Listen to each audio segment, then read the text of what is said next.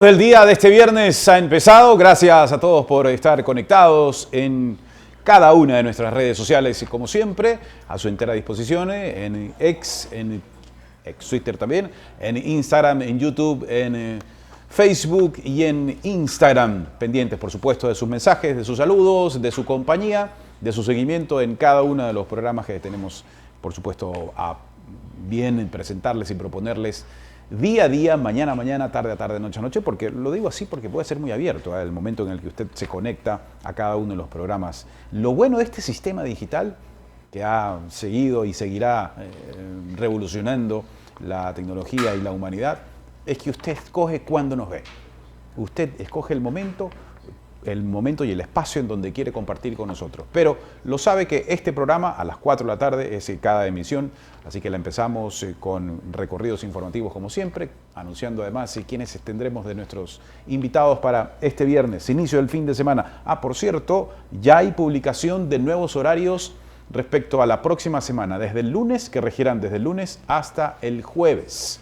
Atentos entonces, visite los links habilitados de cada una de las distribuidoras para conocer los horarios que corresponderán a los cortes de energía que de 3 pasan a 2 horas al día a nivel nacional. Pilas entonces con eso, vayan y chequeen inmediatamente. Les pido que me acompañen enseguida porque en instantes estará Paola Sánchez, coordinadora zonal 9 del Registro Civil, hablándonos de las brigadas de cedulación extraordinarias, cómo ha ido el proceso a lo largo de este año que termina y también la oportunidad que usted tiene aún, entiendo, para poderlo hacer este fin de semana.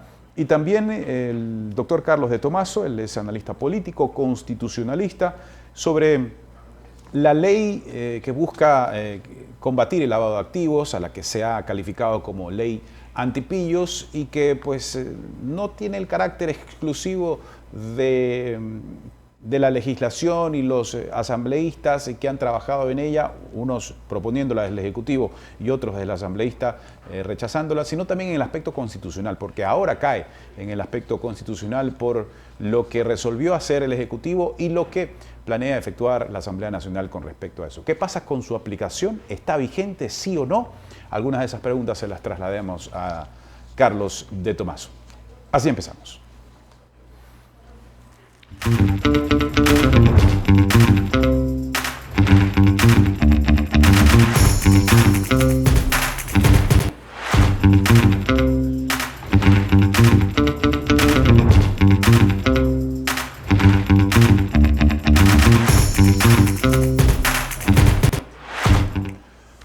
Saludamos a Paola Sánchez, coordinadora zonal del Registro Civil. ¿Cómo le va, Paola? Una buena tarde. ¿Nos escucha bien? Yo no la escucho. Buenas tardes, Andrés. ¿Qué tal? Ahora ¿Cómo sí. están? ¿Me escucha? Ahora sí, activó recién el micrófono. Eso nos pasa a todos. Nos pasa a todos que nos olvidamos Sí. de activar el micrófono y estamos hablando ahí unos 10 segundos, medio con no sé con quién, pero bueno, esta es como que una rutina de quienes estamos conectados habitualmente en Zoom y bueno, le agradezco por su tiempo, Paola. En esta última convocatoria de cedulación extraordinaria, le pregunto, ¿están todavía la audiencia que nos observa a esta hora a tiempo de agendar un turno para cedularse u obtener el pasaporte para este fin de semana que van a seguir ofreciendo los servicios extraordinarios? Así es, bueno, muchas gracias por la invitación, qué lujo estar aquí.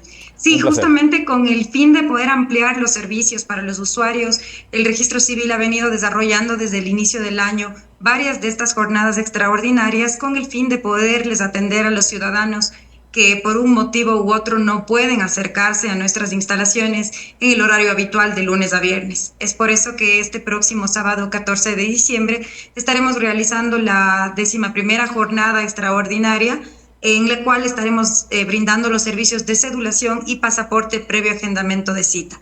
Respecto de su pregunta, sí, Justamente los turnos están siendo habilitados en la agencia virtual www.registrocivil.gov.es, en donde los usuarios podrán agendar los servicios para cedulación y pasaporte. Además, deberán realizar el pago respectivo. En el caso de cedulación, el costo es de $16 y para el pasaporte de $90. Una vez hecho ese pago, ya puede obtener un cupo, digamos, o habilitarse un cupo para agendar este fin de semana extraordinario, ¿verdad?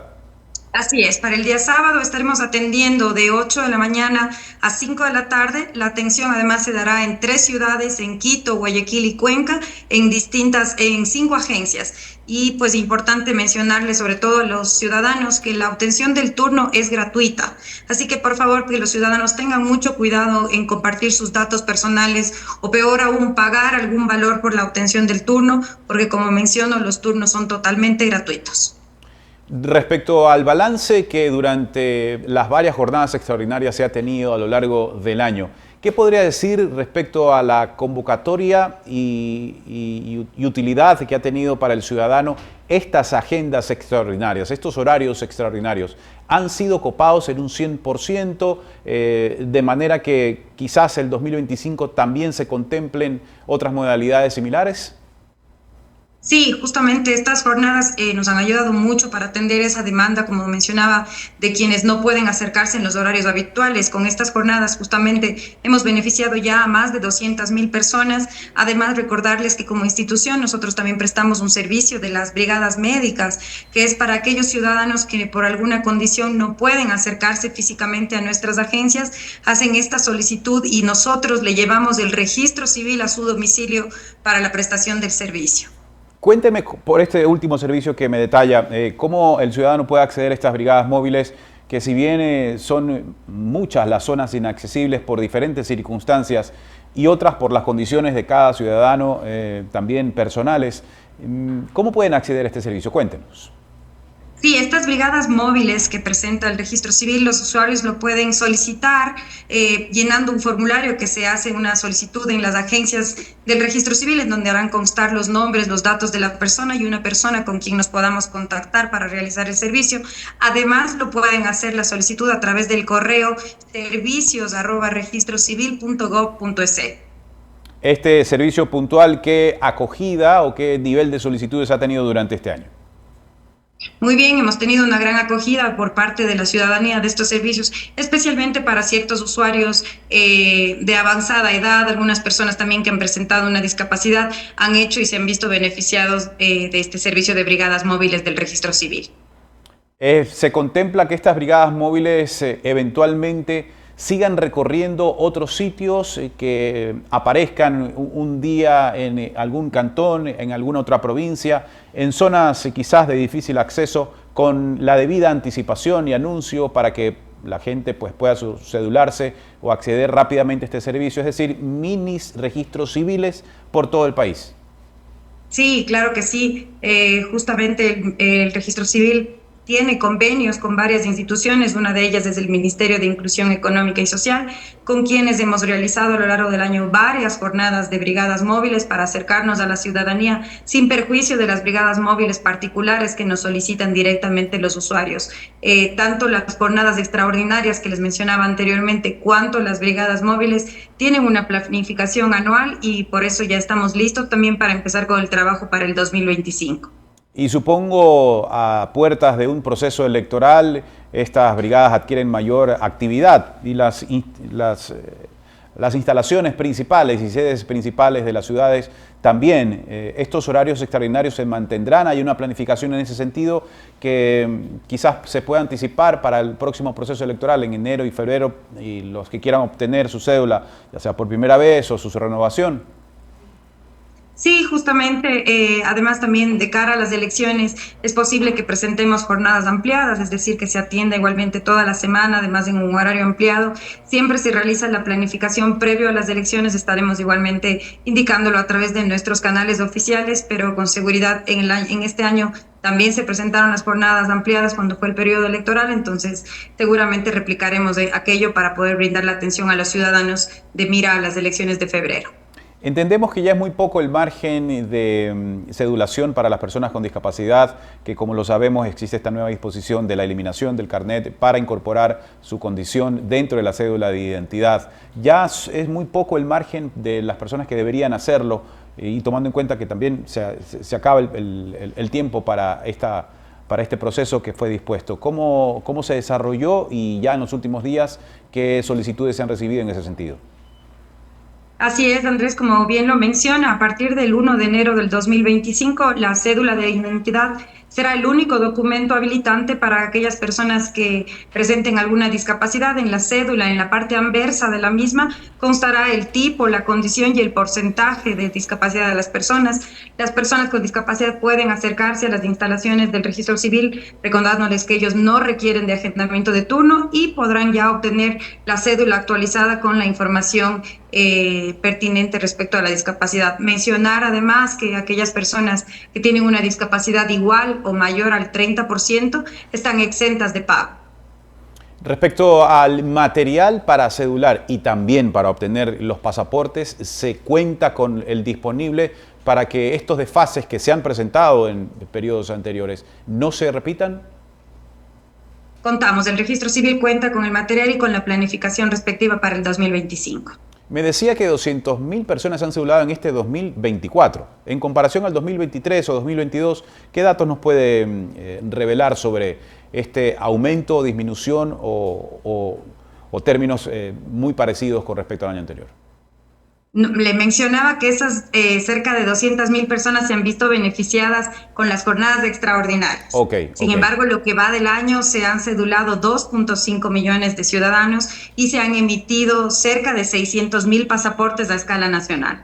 Con respecto al año anterior, ¿hay una comparación para saber si ha aumentado o no esta demanda? Existe un aumento importante, sí. ¿Qué porcentaje, qué idea se puede anotar sobre el tema? En cedulación los márgenes se mantienen similares, recordando que en base a...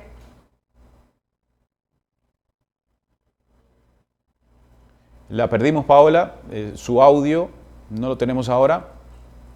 ¿Me escucha ahí? Ahí está de nuevo con nosotros, gracias. Sí. En tema pasaportes también ha habido un incremento, podría decirlo tal vez en cifras que de un 6%. En cedulación se mantendría cifras similares, que es lo que normalmente se maneja en la institución. ¿Hay cambios adicionales que se haya dispuesto, que se haya conversado con Cancillería de la República respecto a las normas de seguridad, tecnología que se vayan a adquirir? Porque había un anuncio relacionado a eso respecto a estos niveles de seguridad que se iban a ir incorporando al documento, al pasaporte. Sí, bueno, sabemos que dentro de un proceso de modernización se buscan realizar ciertos cambios al pasaporte. Uno de ellos es justamente el pasaporte que actualmente ya se emite, que es el pasaporte biométrico, que con el chip permite almacenar los datos y la información de los ciudadanos. Nosotros como institución estamos esperando las directrices que ya vengan de Cancillería y que del IGM también se disponga los cambios pertinentes en base a las necesidades del Estado. Por ahora mantendremos el material y las especies que seguimos utilizando y de las cuales estamos abastecidos. Al igual que las licencias de conducir, la licencia digital también se puede obtener en gov.es, la cédula de identidad digital. Háblenos de la validez de esta cédula de identidad. La podemos descargar a través de la aplicación, portar sin ningún problema y presentar en cualquier tipo de trámites, ya sea instituciones privadas o públicas. Sí, justamente mencionar que la cédula digital es uno de los nuevos servicios que presenta el registro civil, que buscamos justamente modernizar nuestros servicios para los ciudadanos, para los usuarios y facilitarles portar su documento de identidad. Muchas de las veces, en el trajín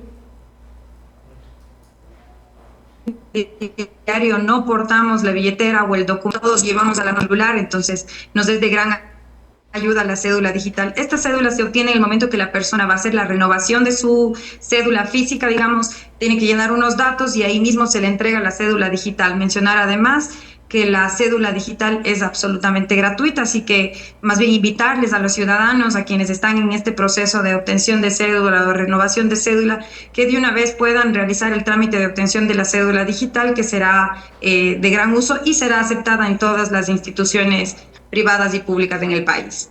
Eso es bueno saberlo por la practicidad, Paola, respecto al teléfono celular y que dentro del teléfono, tomando obviamente los resguardos necesarios, se dispongan de diferentes documentaciones, tanto la licencia de conducir, como lo habéis puesto la Agencia de Tránsito, Nacional de Tránsito, como el registro civil de este documento único de identidad. ¿Hay vías en las que nos puede puntualizar, se puede acceder a esta cédula digital o es solamente cuando voy a hacer la renovación que puedo hacer este trámite? El servicio de cédula digital y en el caso particular de la agencia de Iñaquito, que es donde nosotros nos encontramos, se encuentra habilitado un módulo específico para el servicio. Así lo tienen también las diferentes agencias alrededor del país. Así que no existe un día específico, la gente lo puede hacer en el momento en que desee. Ok, Paola, respecto a las brigadas de cedulación extraordinarias, para concluir, este fin de semana, 14 y 15 de diciembre, será la última brigada, las últimas brigadas a nivel nacional. Solamente el 14 de diciembre, el día sábado, solo 14. De 8 de la mañana a 5 de la tarde. En Guayaquil estaremos en las agencias de Gobierno Central y Centro Rocafuerte, en la ciudad de Cuenca, en la agencia San Blas y la agencia Bellavista, y en la ciudad de Quito, en la agencia Iñaquito, en las Naciones Unidas, en la Amazonas y Naciones Unidas. ¿Ya tenemos fecha para la primera brigada extraordinaria del 2025? Todavía no, pero me comprometo a darle esa primicia. Muchas gracias, Paola, por atendernos estos minutos en La Voz del Día con este servicio de utilidad para toda nuestra audiencia y remarcar la oportunidad que tienen muchos de obtener la cédula digital y volver más práctico su día a día. Que le vaya muy bien. Muy amable, muchas gracias, buena tarde. Una buena tarde, Paola Sánchez, coordinadora zonal 9 del Registro Civil, respecto a lo que usted ya puede efectuar con la obtención de la cédula digital, al igual que lo puede hacer con la licencia de conducir. Dos cosas que son de suma utilidad en estos tiempos, para que cuando quizás por descuido o por algunas veces ocurre por un atraco, un robo, pérdida de documentos, tiene que realizar un trámite adicional para su recuperación y renovación y demás. Pero una vez que estén descargados en esta aplicación, que debe seguir unos cuantos pasos muy rápidos y de verificación inmediata, ya tiene descargada su cédula digital y su licencia de conducir. Esto no aplica para renovar el documento. Esto tiene que hacerlo de manera presencial, la renovación, como todos. Eso no ha cambiado. Pero una vez que esto ocurra, usted ya estará habilitado, inclusive sin necesidad de renovarlo, puede efectuar esta obtención de la cédula digital y licencia de conducir digital para que lo pueda hacer y tener descargado en su teléfono celular bajo una aplicación de gobierno, en donde además se le puede dar seguimiento a otros trámites.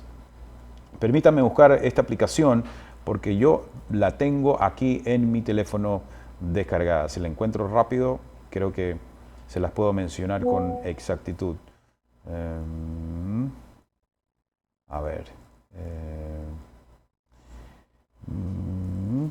Bueno, ya se las encuentro y se las comparto inmediatamente para que usted pueda acceder a ese servicio para descargar las diferentes aplicaciones. El dato también que me llama la atención relacionado a los más de 2 millones de solicitudes y de acceso también a la obtención de la cédula de identidad a nivel nacional y 200.000 personas que acudieron a estas jornadas extraordinarias para cedularse o para obtener el pasaporte o para renovar el pasaporte en las diferentes dependencias. Recuerde que las brigadas móviles, como lo detallaba la funcionaria, también estarán activas y tiene que hacer una solicitud muy puntual en el sitio web del Registro Civil para que pueda acceder a ella según las condiciones de salud o de acceso hasta su punto que se tenga y se disponga para que no quede al margen de esta obtención del documento necesario para los diferentes trámites. Además, documento único habilitante para sufragar en las próximas elecciones, si es que es el caso, en su caso corresponde la obtención por primera vez. Así que atentos entonces a esa dirección y a los datos que nos proporciona la funcionaria. Vamos a la pausa, tenemos más entrevistas y más datos luego de ella.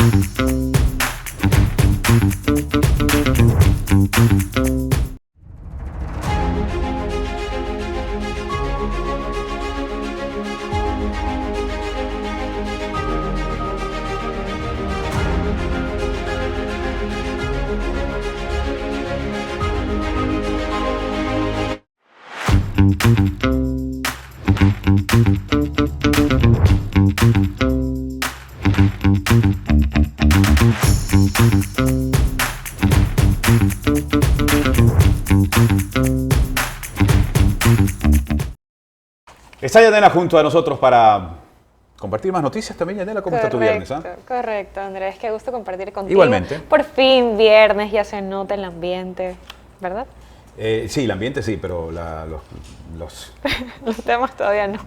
Ni los temas, ni los pancitos, ni los cafecitos. No, ¿te acuerdas que antes nos daban? Gratitud, Exacto, y el cafecito, ya no hay ni café ni agua, pero rompop, imagínate. Cuando alzamos nuestra voz de protesta, cuando hicimos un altavoz del reclamo, hubo por ahí unos cafecitos allá, sí, para que no reclamen, ¿no? Pero hasta ahí. Pero hasta ahí nomás.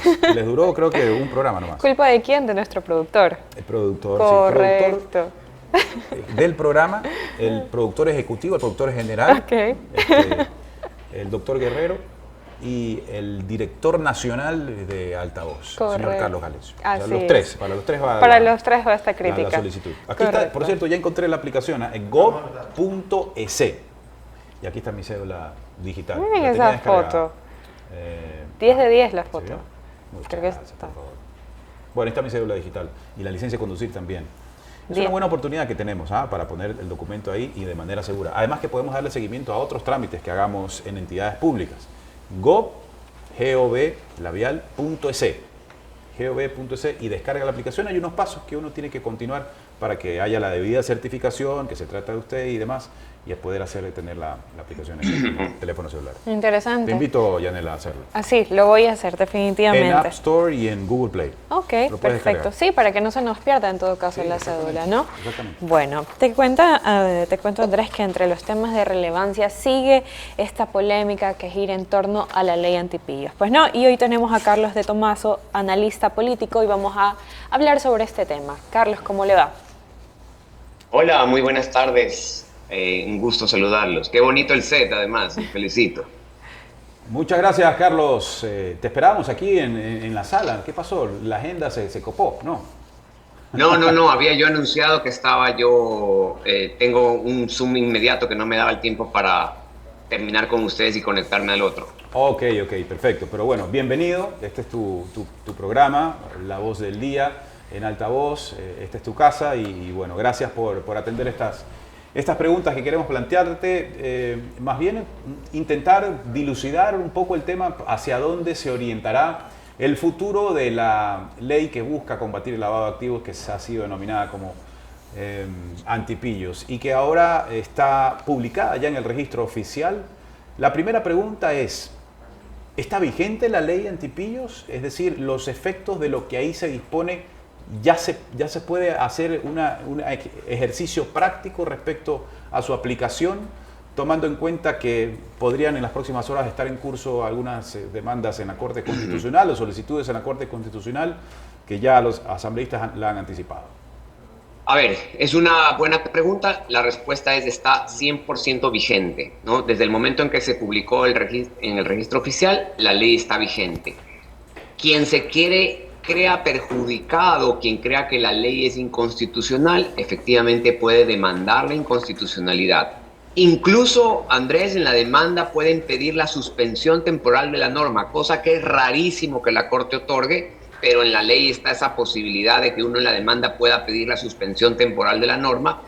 Y si la Corte acepta esa medida cautelar temporal de suspensión, se suspendería temporalmente, pero como te digo, casi nunca sucede, casi nunca la Corte ha usado esa facultad, y entonces la ley va a estar vigente en todo el espacio de tiempo que le tome a la Corte analizar la constitucionalidad de fondo y de forma que pudiera tener la ley. Entonces la respuesta es, la ley está vigente, sus efectos están vigentes, el impuesto o la modificación al impuesto de transferencia de vehículos usados, pues hay que pagar en función de la nueva tabla, y eso es así. Algo que no queríamos que suceda, yo era de la idea, y yo le pedí en su momento a las dos autoridades, o a la Asamblea o a la Presidencia, que encuentren una medida, una solución que dé certeza jurídica, porque lo que no nos gusta a nosotros es justamente medidas en una ley que no den certeza jurídica. Y la medida era, en el caso de la Asamblea, hacer un segundo debate, lo cual era lo lógico. Para mí no solamente era una opción, para mí es la obligación hacer un segundo debate, con lo cual no hubiera habido discusión alguna. Encima tenían los 80 votos. Y en el caso del presidente, yo creo que si ya me llegaba esto de que archivaron en primer debate, y considero que eso es inconstitucional, como yo también lo considero, me parece que el presidente podía haber, antes de publicar la ley, consultar a la Corte, buscar un mecanismo que dé certeza.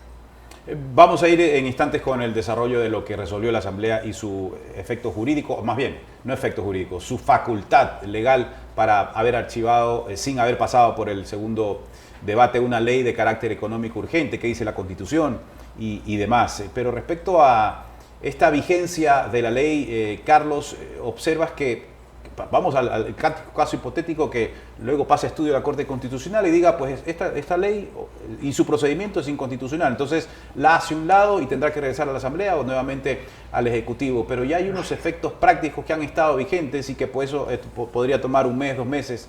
¿Qué pasa con esos impuestos que ya fueron cobrados? ¿Qué pasa con esas decisiones que la UAFE eventualmente pudo haber tomado con estas nuevas facultades dispuestas en la nueva ley? Pues bien, muy bien, buena pregunta. La inconstitucionalidad, por regla general, Andrés, tiene efecto hacia lo venidero. Es decir, desde el día que sale la sentencia de la Corte Constitucional hacia adelante. Es decir, no va hacia atrás. Sin embargo, de manera excepcional, la Corte Constitucional tiene facultades para poder generar efectos retroactivos a una declaratoria de inconstitucionalidad. ¿Es raro? Sí. Se puede también. Es decir, la Corte va a tener que decidir en función de la gravedad de lo que pueda haberse hecho mientras la ley estuvo viva, si hace los efectos hacia atrás o simplemente dice de aquí para adelante. Como es una ley de efecto con efectos tributarios, pues justamente por eso decíamos que lo lógico hubiera sido buscar certezas. Tiene ahí la Corte un elemento pues importante como para poder decidir de repente si retrotrae los efectos hacia atrás, pero eso lo va a decidir la Corte. Entonces, por regla general, insisto, la declaratoria de inconstitucionalidad va desde que se declara hacia adelante, es decir que mientras estuvo viva la ley, normalmente se respetan los actos y hechos realizados en función de esa ley. Ok, ya voy con las preguntas de Yanela, que tiene unas para ti, Carlos. Antes una mía, relacionada a la constitucionalidad o legalidad del contenido de la ley. La Corte Constitucional debe examinar, si se quiere, es el término correcto, el contenido de esa ley bajo una solicitud expresa, a pesar que no se la haga, por ejemplo, y que solo sea la observación de la constitucionalidad del procedimiento legislativo o de la acción que el Ejecutivo tomó por publicarla en el registro oficial. También puede examinar eso, por ejemplo, las facultades que la UAFE ahora va a tener para discrecionalmente determinar quién sí o quién no está mal utilizando los fondos, o si son fondos ilícitos, congelamiento de cuentas y demás. ¿Eso no puede ir en contradicción con lo que un juez debería hacer? Por ahí va mi pregunta. Lo primero. Y el único juez que puede analizar la constitucionalidad o no de una ley es la Corte Constitucional. Eso es lo primero. Número 2, la Corte no puede hacer de oficio, tiene que activarse con una demanda. Ahora, supongamos que la demanda solamente ataca y pide que revisen la inconstitucionalidad por la forma, no importa. Si ya se activó la Corte tiene facultades que así no se lo pidas, examinar también el fondo. Okay. Y creo que hay normas ahí que va a tener que examinar el fondo, como por ejemplo, Andrés, la facultad de pedir congelamiento de fondos por una simple sospecha, sí, en una ley que no te dice cuánto tiempo va a quedar congelado, ni quién te descongela, ni cuál es el proceso para descongelar. Entre otras facultades graves, el mismo cambio de establecimiento de quién designan al director de la UAFE, que lo han cambiado en esta ley. Hay otra norma, el artículo 18, que da la apariencia de que están exigiendo que los bancos pongan a disposición de la UAFE el contenido de las cuentas en tiempo real con una plataforma tecnológica, que los bancos dicen, oye, esto rompe el sigilo bancario. Hay varias cosas que pudiera revisar. Entonces, para tu tranquilidad, sí, si se activa la Corte, así no se lo pidan, puede la Corte examinar el fondo. Ok. Yanela. Ahora bien, Carlos, sobre la demanda de inconstitucionalidad que la presidenta de la Asamblea está planteando realizar, ¿cuál es su punto de vista? ¿Cuál es su punto de vista precisamente frente a esto, de manera personal? Ya. Mira, la Asamblea considera que, tú sabes que una ley de urgencia económica tiene que la Asamblea pronunciarse en 30 días.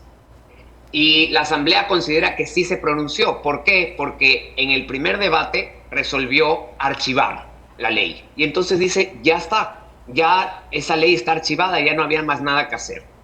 Sin embargo, el presidente dice, una ley de urgencia económica no se puede archivar en el primer debate, sino que tiene que archivarse en el segundo debate. Esto de que se pueda archivar en el primer debate, Yanela, no existe en la Constitución. Yo ahí doy la razón al presidente. No existe norma alguna en la Constitución que establezca que se puede archivar un proyecto de ley en el trámite en el primer debate. Es más, la Constitución te dice, las leyes se tramitarán en 2 debates. Y es en el segundo debate donde se tiene que aprobar, negar o modificar. Y si vamos a la ley tiene artículos específicos que regulan el primer debate y el segundo debate de la ley de urgencia económica. El artículo que regula el primer debate de la ley de urgencia económica no es el 60, que fue el que aplicó la Asamblea, sino el 59, y ahí no se establece la posibilidad de archivar en primer debate. En cambio, en el 62, que es el que regula el segundo debate de la ley, sí se establece. Entonces, desde mi óptica, la actuación de la Asamblea sí fue inconstitucional, porque desde mi óptica no se puede archivar una ley en un primer debate. Y te voy a dar una razón de fondo. Tú y yo, Andrés, tenemos derecho a participar en el proceso de formación de una ley. Tenemos derecho a participar tanto en el primer debate como en el segundo debate. Podemos pedir que nos reciban si somos interesados. Suponte que sea una ley de comunicación, queremos hablar sobre esto. En el momento en que tú eliminas y acortas el trámite de formación de la ley, nos están limitando a nosotros los ciudadanos a poder opinar de cómo quedó la ley después del primer debate, cuáles fueron las observaciones, si es conveniente o no conveniente. Entonces, al acortar un procedimiento de una forma no prevista en la Constitución, se nos está afectando derechos a la sociedad civil, se está afectando el trámite democrático de una ley. Por tanto, para mí sí es inconstitucional la actuación de la Asamblea, y creería que así lo va a determinar la Corte, porque la Corte ya ha dado señales claras en fallos anteriores de que las leyes tienen que tramitarse en 2 debates, y en el segundo debate es donde se toma la decisión. Y precisamente eso, hay opiniones divididas, y el asambleísta Jorge Peñafiel indica que la ley le mete mano al bolsillo de los ecuatorianos. ¿Cómo califica usted esta afirmación? Bueno, es que eso ya tiene que ver con el contenido de la ley, ¿no es cierto? En la ley se modifica el impuesto a los vehículos usados. Si bien es verdad que en todos los segmentos de carros inferiores a $50,000 el impuesto no se varía, e incluso en el segmento de valores más pequeños se disminuye, En el segmento de carros de $50,000 hacia arriba, sí se modifica el impuesto con una tabla progresiva que llega hasta el 5%. Entonces, nadie puede negar que en esa ley hay una modificación tributaria que tiene contenido tributario. Yo al menos no le veo sentido decir que necesitas colocar ese impuesto para controlar el lavado de activos. Para mí, Andrés y Anela, si quieren controlar el lavado de activos, yo hubiera puesto una norma sancionatoria. Todo el que venda carro superior a $50,000 que no lo declare, que reciba la plata en efectivo, que no lo reporte, tendrá tal sanción, porque de esa forma yo controlo que no se laven los activos, no haya lavado de dinero con compra de carros. Lo que queremos es que se formalice ese mercado, que no haya compraventa de carros pagado cash, carros de $90,000 que se pagan cash. Entonces, oblígalos a que bancaricen, oblígales a que tengan un oficial de cumplimiento, oblígalos a reportar y pon sanciones si no lo hacen. Pero no le veo sentido poner un impuesto para hacer lavado de activos, control de lavado de activos. Con respecto, Carlos, a lo que se ha resuelto y en este momento, ¿no? La resolución que ha tomado el Ejecutivo de publicar en el registro oficial la ley, ¿cómo en ese camino se podría tirar para atrás? Solo bajo la decisión que la Corte Constitucional emita una resolución, no antes. Por ejemplo, decías, es que Carlos, mira, el presidente... En el evento que la Asamblea, por ejemplo, dice, bueno, ya señores, está bien, no debatimos, no hicimos el segundo debate, vamos a nuevamente recojamos la ley y volvamos a debatir, o el presidente la retira del registro oficial, no quiero causar polémica, vamos a foja cero y vamos de nuevo todo, o ya eso es muy tarde. Todas las preguntas han sido buenas, es buena la pregunta. Mira, ya ahorita no hay mucho que hacer. La Constitución establece que cuando una ley de urgencia económica se publica por falta de pronunciamiento en la Asamblea y se publica como ha pasado, la Asamblea en cualquier momento la puede derogar, ¿ok? Presentando un proyecto de ley derogatorio de esta ley que ha entrado en vigencia. Sin embargo, como esta ley tiene un componente tributario, el único que puede presentar un proyecto de ley derogatoria es el presidente de la República, porque él tiene iniciativa exclusiva en temas tributarios. Entonces la Asamblea no pudiera presentar un proyecto de ley derogatorio, porque ya la Corte Constitucional ha dicho que incluso los proyectos derogatorios, la iniciativa la tiene el presidente de la República. Entonces, por ese lado, no hay forma. El presidente tampoco ya no puede tirar para atrás la mandada a publicar de la ley, porque ya está en vigencia, ya salió de sus manos, salió de su despacho. Entonces, realmente, las únicas dos formas que pudieran dejarse sin efecto esta ley es, uno, que la Corte Constitucional lo examine y lo determine, y dos, que el propio presidente de la República presente un proyecto de ley derogatorio de esa ley, de tal forma que la Asamblea pueda en 2 debates resolver y el presidente no se oponga luego y quede derogada esa ley. Pero eso ya sabemos que no va a ser, ¿no? El presidente está de acuerdo, él cree que su actuación es constitucional, eso se lo va a dilucidar la Corte va a determinar si el presidente podía haber mandado a publicar la ley pese a que hubo una votación de archivo en primer debate. Insisto, yo constitucionalmente estoy de acuerdo que no se podía archivar y que por tanto la Asamblea no terminó el trámite de la ley dentro de los 30 días.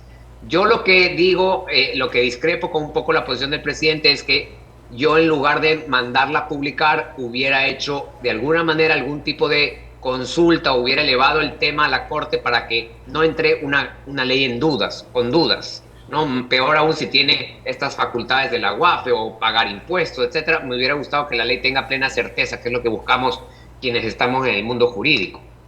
Carlos, escuchamos en instantes la posición del ex legislador Ramiro Rivera, quien se refirió a este tema también días atrás en altavoz, para luego escuchar tu comentario. Hay que decir las cosas como son. El Parlamento hoy, con excepciones muy pequeñas, es un recinto donde reina la ignorancia, el analfabetismo constitucional y jurídico. El presidente, como dijo Rafael, gracias a la reforma constitucional, del 83, que la impulsó el entonces presidente Hurtado, tiene la facultad de emitir proyectos de urgencia en materia económica, regulados, obviamente. Y ese procedimiento, que es procedimiento legislativo constitucional, implica los dos debates. Y el Parlamento tiene o que aprobar o negar, no puede archivar. Se salta procedimientos que incluso están dispuestos en la Constitución. Porque la Asamblea, en la Ley Orgánica de la Función Legislativa, aprobó un artículo que establece que se puede archivar en primer debate. Ese artículo es el que han aplicado, pero ese artículo es contrario a la Constitución.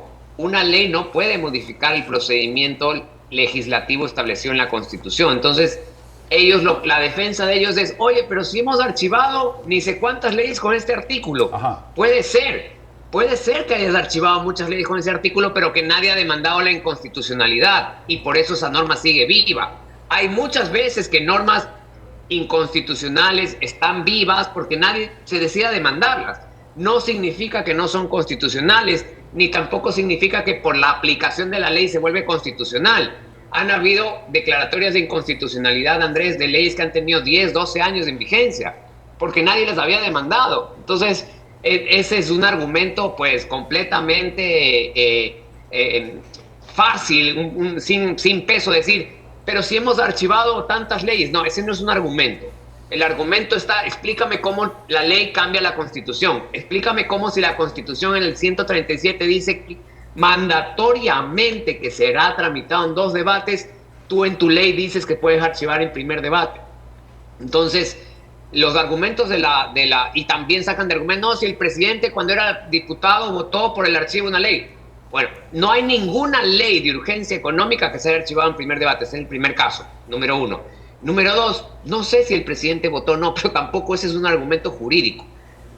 Aquí discutamos argumentos jurídicos. Yo te estoy estableciendo qué es lo que dice la Constitución. He revisado incluso, Andrés, las actas de la Constituyente, donde dice expresamente, la ley de urgencia económica tiene que tener todo el trámite legislativo, ¿no? De 2 debates, etcétera. Entonces, me parece que es una discusión en derecho que yo creería que la Corte va a determinar un poco el criterio que yo te estoy diciendo, porque ya ha habido casos muy parecidos donde la Corte te ha dicho tenía que haberse hecho los 2 debates y en el segundo debate tomarse la decisión. Decías más temprano, Carlos, que una de las vías que tú considerabas hubiese sido la salvedad a este conflicto es que el presidente, antes de enviarla al registro oficial a la ley, le diga a la Corte, pues dígame, Corte, si es que este procedimiento que voy a hacer está enmarcado en la Constitución, porque los señores legisladores cometieron un acto inconstitucional, porque tenían que debatirlo por segunda vez, y como no se pronunciaron ni a favor ni en contra y no la pueden rechazar, pues yo la publico. Dígame si estoy en lo correcto o no. ¿Esa actitud corresponde al mandatario? A ver, ¿qué podía haber hecho el presidente de manera distinta? 1, atacar con una acción constitucional ese acto de archivo, sosteniendo que esto no es constitucional. Y hasta que no se resuelva eso, quedaba pendiente. Número 2, también el presidente puede elevar una consulta interpretativa de la Constitución a la Corte. Y podía elevar diciendo, oye, Corte, acá de manera mandatoria se establece que en la Constitución que se debe aprobar en 2 debates las leyes. Sin embargo, quiero estar seguro de que incluso para el archivo se refiere esa norma. O sea, de alguna manera elevar el caso a la Corte antes de publicar. Que era vía una acción de interpretación o atacando el acto de archivo, a lo mejor con una acción de protección, porque ese no es un acto normativo. Sin embargo, el presidente optó por lo otro, es yo publico y ustedes ataquen el acto, que es otra forma de crear de elevar esto al conflicto, es decir, publicar la norma, tomarse el riesgo y quienes no se sientan satisfechos sean los que demanden, pero ya entra en vigencia la ley. Y el presidente optó por eso. Okay.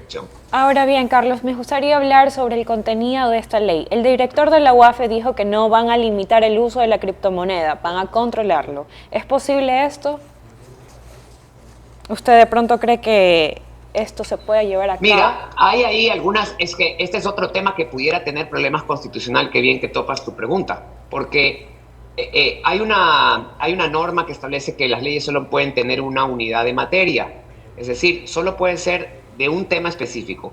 Y en esta ley hay como algunos temas.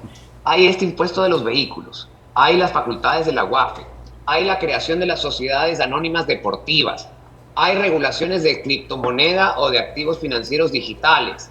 Hay una serie de normas que como que son de mucha materia que la Corte va a tener que determinar, oye, ¿esto todo es de lavado de activos o se está poniendo cosas aquí que no tienen nada que ver? Carlos, ¿perdimos la señal o lo tenemos todavía? Ok. Ya lo vamos a recuperar a Carlos en instantes. Correcto. Carlos de Tomaso, dándonos su óptica constitucional. Y ahora con lo que tú le preguntabas, Yanela, la relación de irse adentro de la ley, lo que contiene la ley. Sí.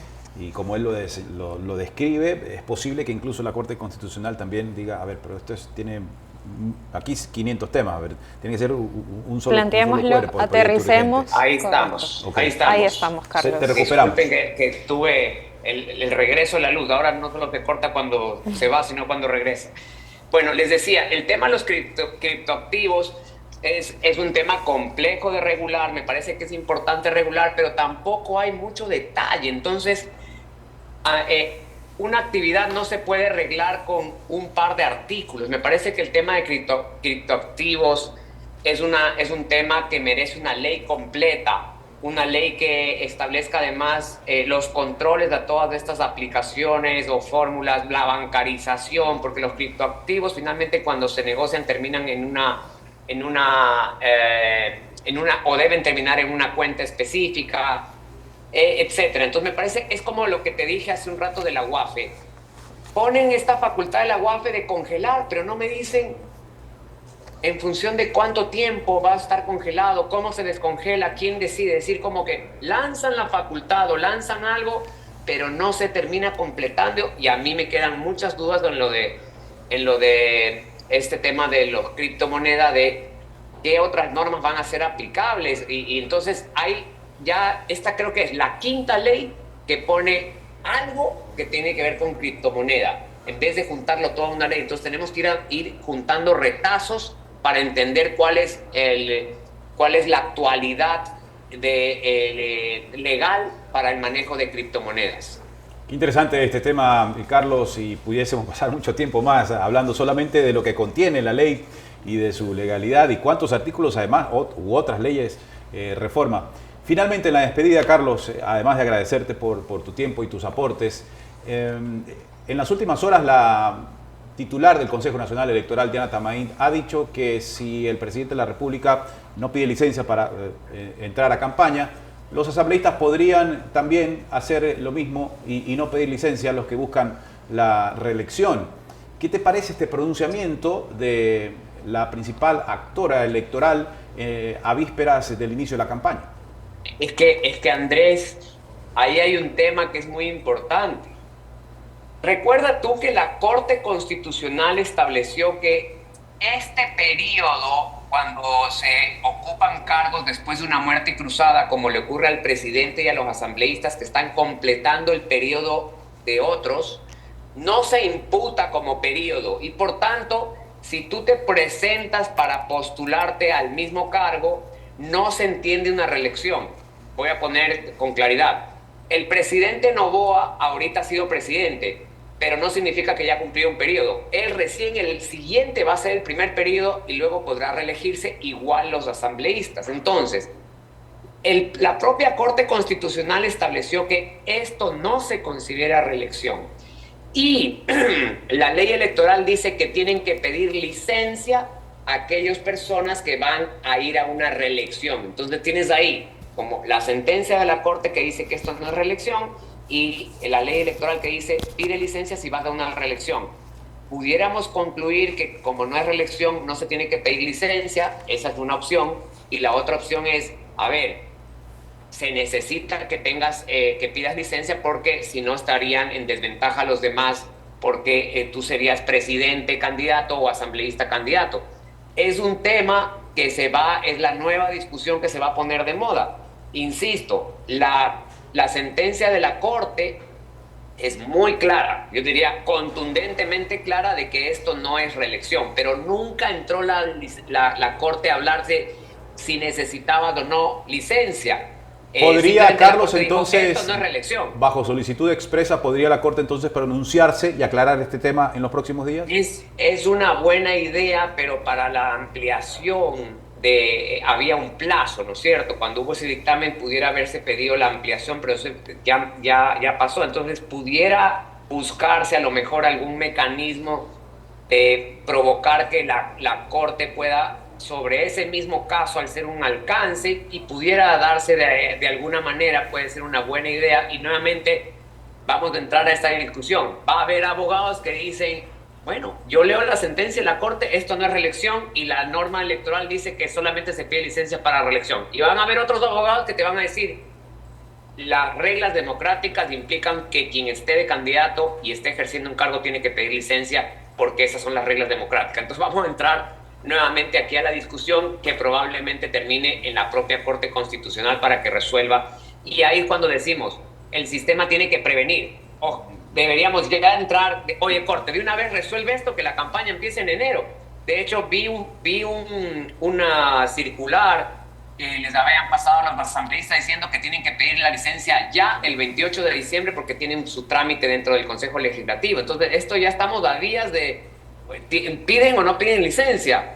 Y como te digo, es exactamente el mismo caso de los asambleístas que se reeligen al del presidente que se postula, y los asambleístas que se postulan. Para los dos casos, la Corte dijo, esto no es reelección. La pregunta es, ¿cómo aplicamos la norma electoral? ¿La aplicamos al tenor literal que dice, solo cuando haya reelección pides licencia, o la aplicamos en un sentido, vamos a decir, más literal, diciendo todo candidato que se reelija pida licencia, no importa si es reelección o no, etcétera? Entonces, sin duda vamos a entrar a esa discusión. Qué interesante lo venidero por este caso, sobre todo.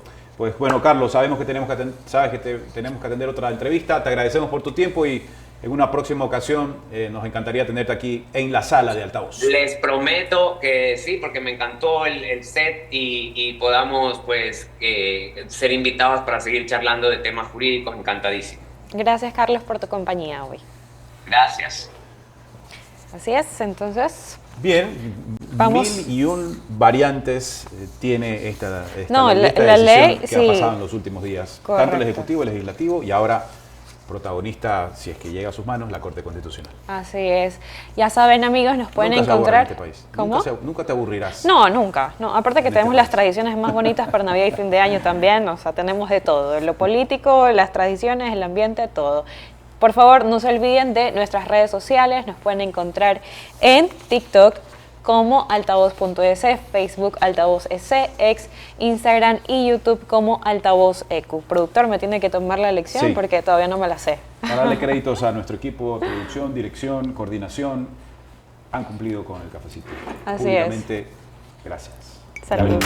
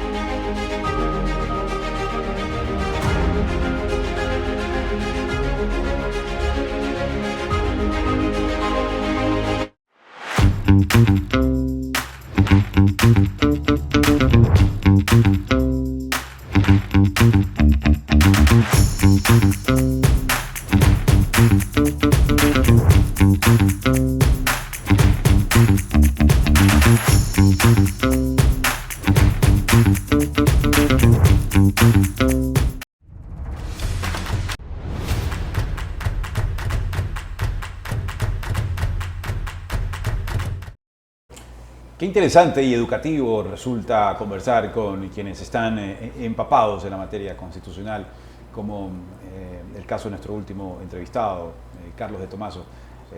Abrir diferentes líneas de acción que se ha tenido antes, durante y después. Analizar todos estos escenarios posibles respecto a la publicación en el registro oficial de la ley antipillos. Y que tenía algunas salidas, que el presidente pudo evitarse este conflicto. Sí, como lo anota, consultando previamente a la Corte Constitucional este procedimiento, o directamente generar esta publicación inmediata para su vigencia además.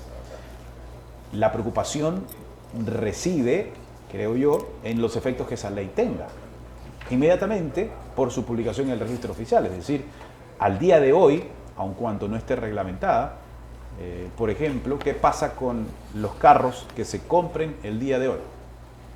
Carros usados a partir de $50.000, que se compren a partir del día de hoy, o del día lunes, o este fin de semana. ¿Qué pasa? Hay una tabla progresiva que se va a establecer, o que ya se estableció, a partir del 5% o hasta el 5%. ¿Qué tributos van a generarse de parte del Servicio de Rentas Internas? ¿Los anteriores o los vigentes a través de la ley? Esos efectos inmediatos que se provocan, ¿qué va a pasar? Y esa creo que es, ahí es donde nos dejan los políticos a los ciudadanos, en medio. Vaya, ustedes vean, resuelvan, ¿cómo? Espérate, vendo los carros usados, me espero un rato, espero la regulación, espérate la norma, espérate que salga. ¿Y esto quién lo provoca? El Ejecutivo, el Legislativo, la decisión que ambos toman.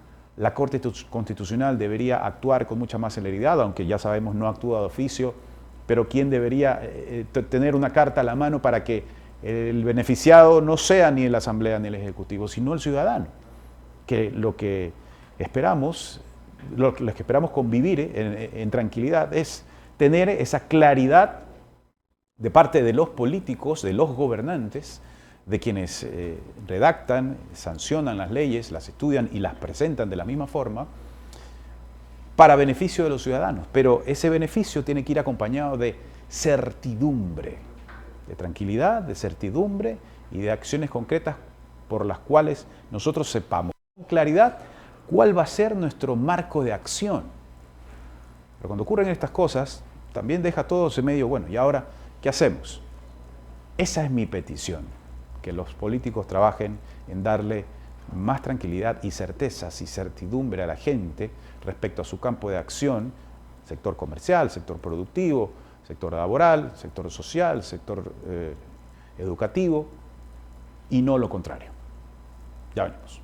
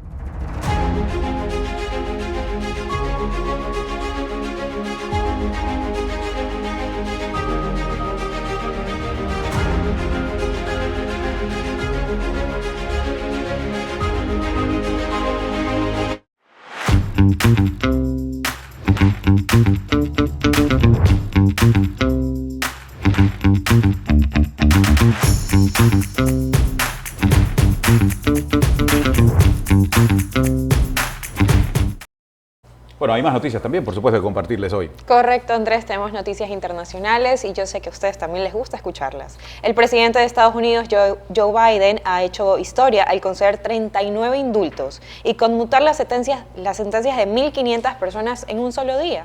Este acto de clemencia masiva ha desatado un debate nacional sobre justicia, segundas oportunidades y la reforma del sistema penitenciario. En este video analizamos el impacto de estas decisiones y lo que significan para los beneficiados y la sociedad estadounidense. Veamos. Joe Biden ha firmado hoy el mayor acto de clemencia en un solo día en la historia moderna de Estados Unidos.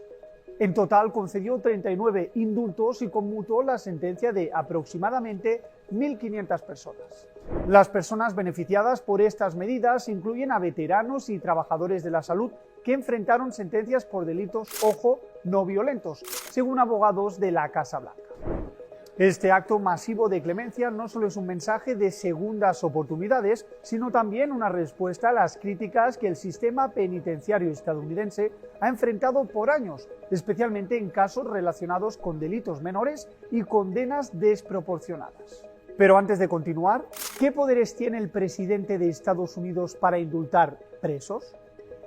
Un presidente de Estados Unidos tiene el poder tanto de indultar, en el que una persona es liberada de culpa y castigo, como de conmutar una sentencia que reduce o elimina el castigo, pero no exonera el delito. Es habitual que un presidente otorgue clemencia al final de su mandato, utilizando el poder del cargo para borrar registros o poner fin a penas de prisión.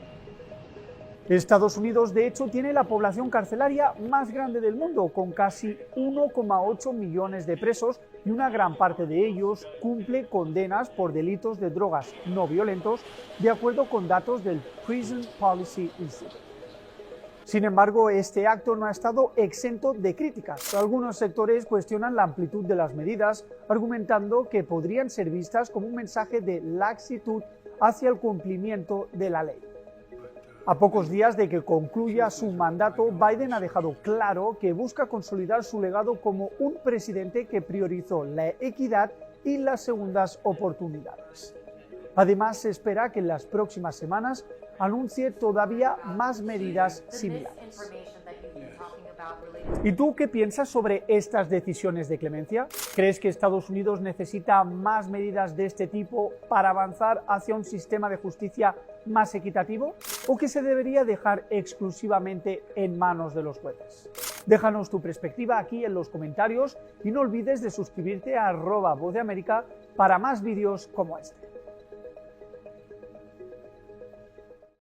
Así termina nuestro repaso informativo de este viernes. Así es, Andrés, muchas gracias por haberme invitado a tu programa. Un gusto ser parte. Bienvenida, Yanela, siempre. Siempre. Ya lo sabes tú. Así es. De 4 a 5:30, aquí una cita. Ok, perfecto. Siempre, No, aparte siempre. también lo que te comentaba, ¿no? Te veo en la mañana dando las noticias, ahora las doy contigo y bueno, y en la noche sí ya digo, ya no lo quiero ver, Andrés, ya. Ya mucho, ya. Suficiente. Ya ya no quiero más. Ay, Nuestro productor no quiere ver nada. Correcto. Recuerden que nos pueden encontrar en TikTok como altavoz.es, en Facebook como altavoz.es, en X, en Instagram y en YouTube como altavoz.ecu. Los espero a las 7 de la noche en el noticiero en TC Televisión. Para que no digan que ya, pues hasta cuándo yo. Gracias a todos. Chao.